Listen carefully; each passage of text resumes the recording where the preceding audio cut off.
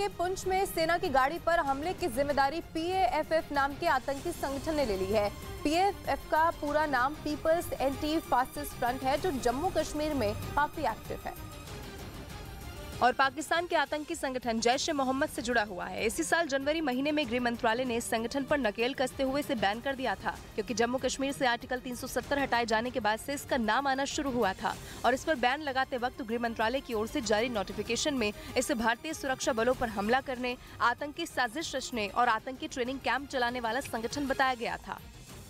और इधर पुंछ में सेना की गाड़ी पर हुए आतंकी हमले की जांच भी अब तेज हो चुकी है। NIA की टीम जम्मू पहुंच चुकी है, जो घटना वाली जगह की बारीकी से जांच करेगी और इस आतंकी हमले से जुड़े सबूत इकट्ठा करेगी। वहीं इस हमले के बाद पाकिस्तान के खिलाफ लोगों का गुस्सा फूटा। इन कायर पाकिस्तानी आतंकवादियों ने बहुत बड़ा पाप किया है। आतंकी हमले के बाद पूरे इलाके में भारतीय सेना का सर्च ऑपरेशन चलाया गया। ड्रोन की मदद से जंगल वाले इलाकों में आतंकियों को तलाशा गया। कि रूस अचानक प्रशांत महासागर में सक्रिय हो गया। पुतिन की पनडुब्बियां, मिसाइलें और जंगी जहाज धीरे धीरे प्रशांत महासागर पहुंचने लगे हैं। एक दिन पहले रूस ने प्रशांत महासागर में अपनी तैयारियों पर ध्यान देने पर जोर दिया था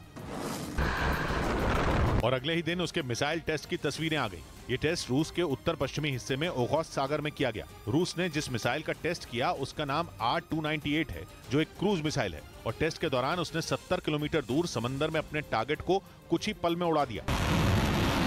इस टेस्ट का वीडियो जारी करते हुए रूस ने दो टूक कह दिया कि वो प्रशांत महासागर में अपनी नौसेना की तैयारियों का जायजा ले रहा है और इसी इरादे से उसने ये टेस्ट किया। यानी पुतिन ने बिना घुमाए फिराए दुनिया को बता दिया कि वो समंदर में जंग की तैयारी कर रहे हैं, वो भी वहां जहां चीन, अमेरिका, ऑस्ट्रेलिया और जापान जैसे देश भी युद्ध के मूड में दिख रहे हैं।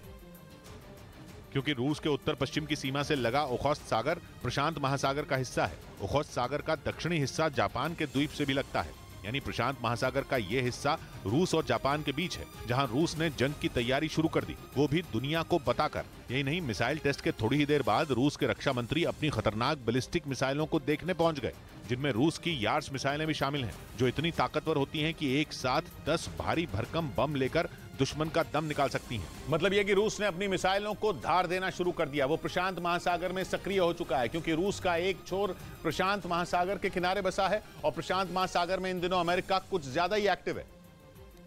और पुतिन को इसी वजह से जंग की आहट सुनाई देने लगी। पुतिन ने इसी वजह से अपनी नौसेना के बेड़े को वहां भेजा।